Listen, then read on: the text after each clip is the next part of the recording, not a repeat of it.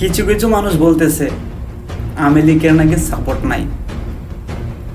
আমরা বলবো ভাই, বাংলার ঘরে ঘরে আওয়ামী লীগের সাপোর্ট আছে, শুধু তোমাদের অত্যাচারে তারা চুপ করে আছে।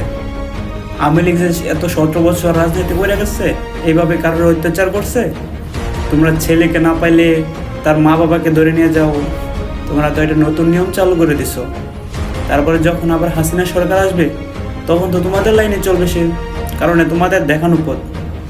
আমার ভুল হলে বলবেন, এটা তোমাদের দেখানো পথ, শেখানো পথ। সে এসব করেনি।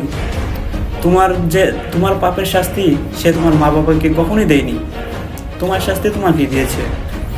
এখন দেখতেছি বর্তমানে আমি ভুল করলে আমার মা বাবাকে ধরে নিয়ে যাচ্ছে। এটা কোন কোন ধরনের আইনের মধ্যে পড়ে, এটা আমি বুঝতে পারছি না। বাংলাদেশে এখন নতুন আইন শৃঙ্খলা চালু হচ্ছে, চালু হবেই ভাই। ইসলামের আইন বলে কথা, ইসলামে তো এইসবই লেখা আছে না, বুঝতে হবে। আরও কত কিছু চলবে, দেখতে থাকেন।